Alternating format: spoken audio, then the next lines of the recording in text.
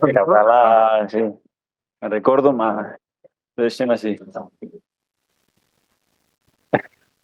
Tengo que el agua o quedártela tú debajo en la mesa, como quieras. Está. No, no. Good evening, everyone. Hope everyone's well. Everything's okay in the room. If you have a question, raise your hand and we'll come to you. We'll kick off with the UK media and we'll go to Sam Dean from the Telegraph. Hi.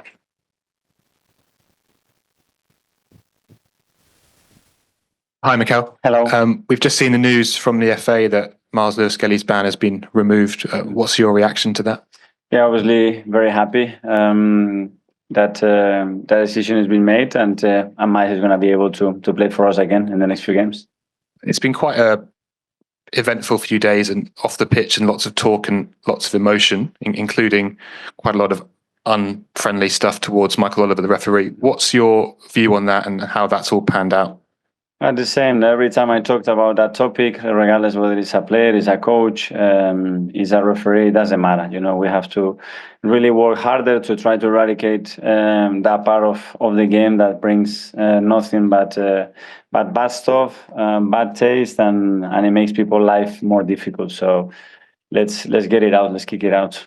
Is that your message to any Arsenal fans who are upset or angry themselves? Yeah, for everybody in football. I think it should not be permitted. We don't want it, we don't need it, and it certainly damage our sport. So let's get it out.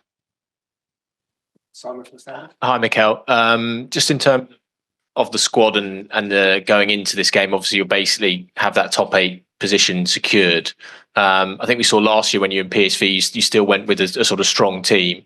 Is that your desire again, or is there an idea to try and sort of mass rotate with City at the weekend?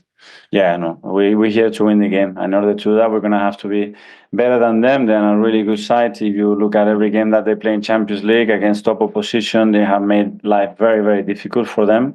So tomorrow we play a very strong team.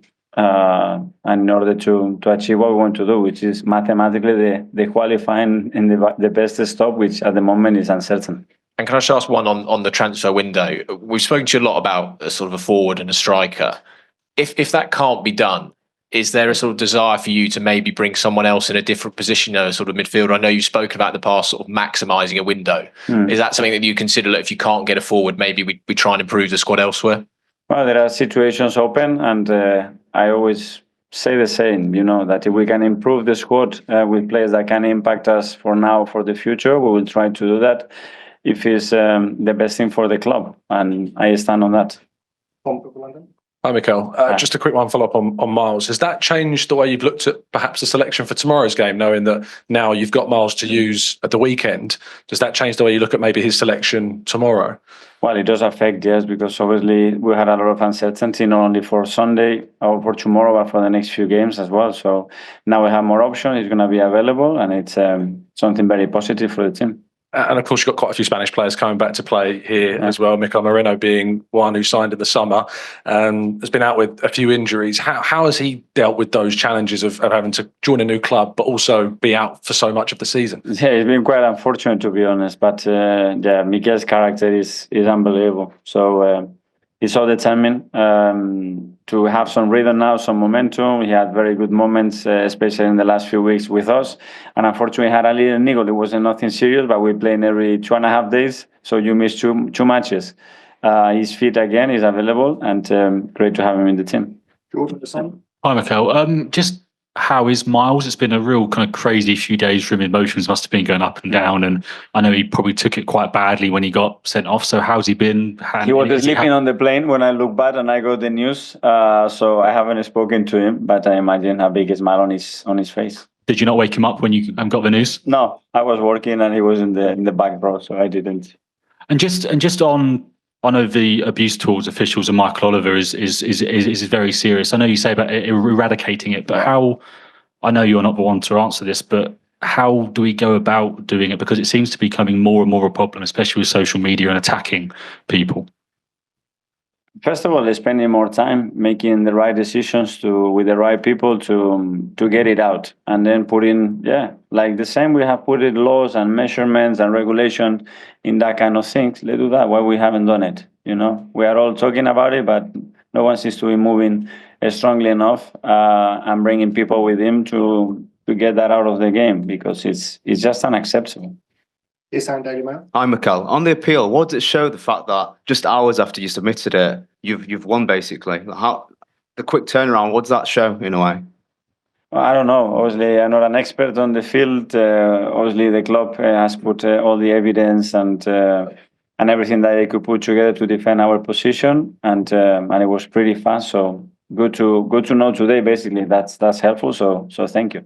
In terms of playing away in the Champions League, you guys have obviously played really well. The 5-1 win against Sporting Lisbon, probably a highlight this season. Compared to last season, what's the difference? Because there were some games, for example, against Lens last season away, where you guys seemed a bit rattled away from home, but there's been a big shift. What's that down to? Well, we've been more consistent, and I think we've been better, as you said. Understanding that it's extremely difficult to win and overplay opposition in the Champions League. And tomorrow we're going to face a very good opposition, and we're going to have to be very good to beat them. Hi, Mikel. Just in terms of that on the Champions League, when you look forward to the knockout stages, I know it's not fully 100% yet, but with the preparation, do you feel like the away performances are probably what you're looking at more than the home ones in terms of wanting to improve from last year? Yeah, both. And every game, every scenario, every context is going to be different. And it's coming here, when we need something from the game today, that we're here to win. And from the first minute, we have that attitude and that determination to go for the game and hopefully deliver what we want. And can I just ask about Kai, because it seems like he's been going through so much work in the last few weeks in terms of just having to do a lot of running in the games. How's he, and would this be a kind of nice opportunity to give him a little bit of a rest? Yeah, we have a lot of players with a lot of load. He's not an exception, obviously, but his work rate, his desire, the way he trained today, is just telling you that he wants to play against tomorrow, And some players, when they are in the rhythm, they want to continue to do that because they feel better like this. So that's it. Okay, Sid. Mikel, there's a contradiction at the heart of the new Champions League format, which is to play 2 more games because everyone wants 2 more games, but the reward for doing well is to have 2 less games. What are you thinking about in terms of that period if you don't have those 2 games because you finish the top 8? How are you going to use that spell? Is that an opportunity maybe to give the players a break, or maybe to work on some of the stuff that you haven't been able to work on because of the rhythm of the games? How do you plan to use that gap if indeed you end up getting it? Well, we've got already a few ideas. We still have to earn the right to do what we ideally want, and yes, we will certainly use it for the 2 right reasons that you already mentioned. Ian, Times. Hi, Mikel. You know Girona quite well from your past in the area and from the links with Manchester City, which has been very beneficial for them. What do you think of the multi-club arrangement, the multi-club model? And would you worry that it might distort the market if you were, say, in for a player that Girona were interested in? Girona could say, well, this could be a route to Manchester City.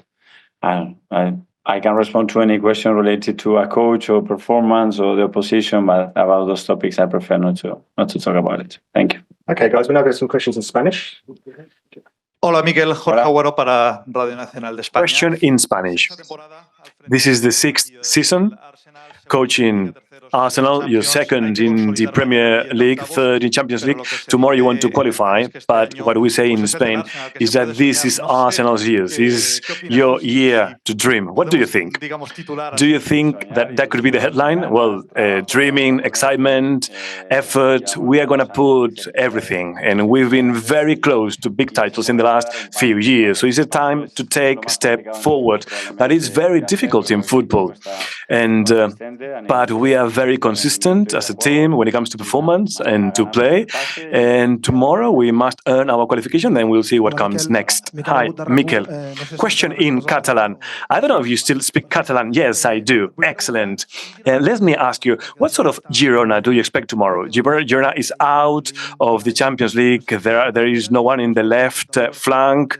And maybe you're reflecting your team on Liverpool's performance. Last time I watched all their games in the group stage as I love the team, I love the coach, and I learn from them. And secondly, I need to know them very well. I think this was a team that was tremendously competitive against the big names. And just due to small details, they didn't earn the results they deserved. And secondly, this is the last game.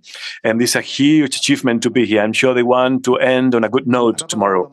And about Mikel Oliver and the abuse received after the last few decisions today, Balde, who had racial abuse after the match against Getafe, has spoken out about it.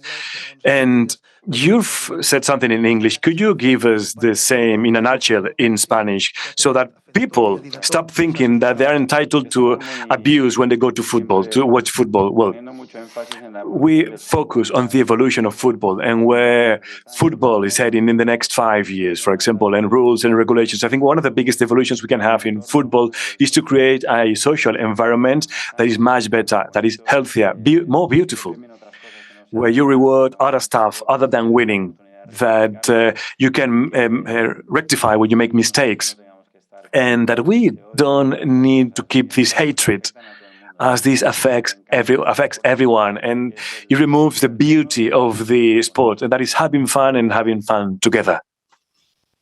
Hola, Miquel, Marc Brugués del Diari de Girona. Question in Catalan. Welcome. Ongi etorri. Do you remember your first time at Montilivi, Girona? In 1999, in summer, there was a friendly match, a friendly tournament played here. And how do you see the growth of Girona as a club, especially in the last few years? Well, I didn't remember that. Thank you. Thank you for reminding me of this. I think this is a beautiful story. I think what they've done in such a short time is beautiful, especially in the way they've done it. And when they transmit, they made many people fall in love with football, many clubs with a certain playing style, and showing that you can do big things with a vision. So congratulations on them. Okay, we'll take the last two questions first from the gentleman here. Speaking of the mic, question in Catalan. Do you expect a more dangerous Girona, as they have no pressure whatsoever and they want to end on a good note? They want to close this love story with the Champions League against you, with your potential. Do you think that makes them more dangerous? The fact that they don't have any pressure? Yes, it could be. This could be a factor. It's the last match and everyone will remember this, and they want to finish off very well, like we do. Question in Spanish. Along the same lines, what do you think of this Girona with an excellent season last year and now is in Europe? What I said before, they deserve all the credit. Also, they play in a way that many people want to follow them, not just for the results, but for the football style. And they were lucky enough to enjoy this team and this competition as they earned it.